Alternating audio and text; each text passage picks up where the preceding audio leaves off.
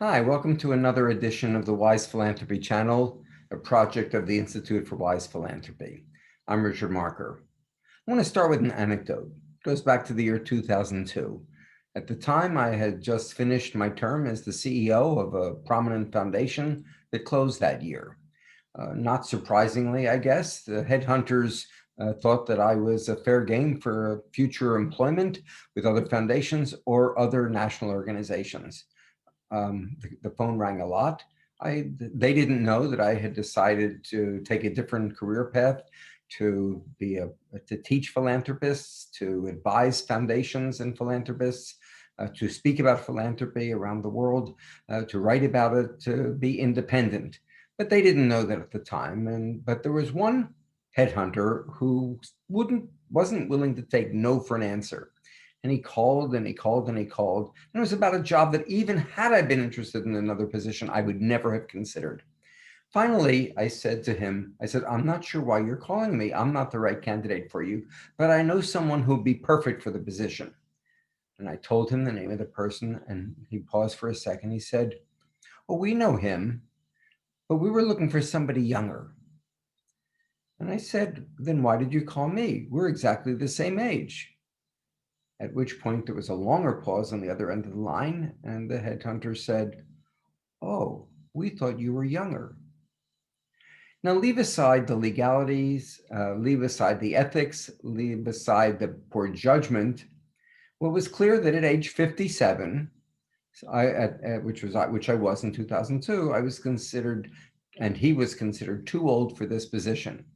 Now, just to round that part of the story out, I should point out that they didn't talk to this fellow, who would have given them 8 to 10 excellent years of leadership. Instead, they went for a much younger person who lasted 2 years. And I will tell you that that organization has been quite vulnerable and fragile since that time. It shows that it was poor judgment on the part of the headhunters and poor judgment relying on classic ageism. So now I'm going to jump ahead 18 years to this year. This year, I was approached to join a board of a startup organization, early stage. It was in its second year. And one of the things they said to the as the slate when they introduced me is that I was an elder in the philanthropy world.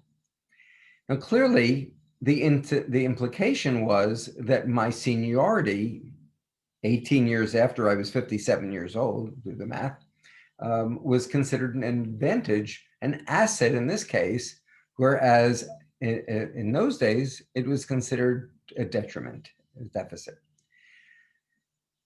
So it gave me a lot of pause. And I want to talk about some of my own thinking during this particular year and where it leaves me as I'm looking ahead. In fact, at the beginning of March, and maybe even into April, when I looked at the implications of COVID-19 and all the other kinds of things going on this year, I sort of had preliminarily come to the conclusion that I was probably going to end up retired after this is all over. After all, for 18 years, everything I had done had been in person, teaching, advising, lecturing, speaking, and being on committees, everything involved being in person. Suddenly, everything in person ended, unless you want to consider a webinar or a Zoom meeting to be in person. But really, you and I know that that's not quite the same thing. So my first instinct is it's been a good run. I can't complain. I've had great careers. And maybe the implication is that I'm going to step down. The longer things went on, the more I realized that I wasn't ready to step down. I loved everything that I did, and I like to think that I was still fresh. I like to think that I was still doing things that were worth imparting to the philanthropy world. That introduction and the election as an officer of that startup organization persuaded me that I was probably right. That for now, at least, I have the energy, the insights, and perhaps even the wisdom that comes with experience to be of interest to the field. So what got me to thinking, and it got me to do some exploration, talking to colleagues around in the philanthropy world to see what they said about this. And an interesting interpretation emerged. Every single one of them described the same thing. They didn't use the same words, they didn't have the same solutions, but they all described someone for whom seniority, being an elder, was an asset. That if there was a strategic asset that I brought to the table, was that I had more experience, more breadth of experience, more depth of experience in the field than the vast majority of people. And while I could never be the wunderkind that I might have been 20 years ago or 30 years ago, I am a person who looks at things in a different perspective. And so I'm coming out of this period with, in a sense, rejuvenated, if you'll pardon the pun, remotivated, almost rebranded to somehow build on the strategic asset, not of someone who is competing with somebody younger, but rather somebody for whom being an elder is what I bring to the table. I like to think that there are those in the field that would cherish that.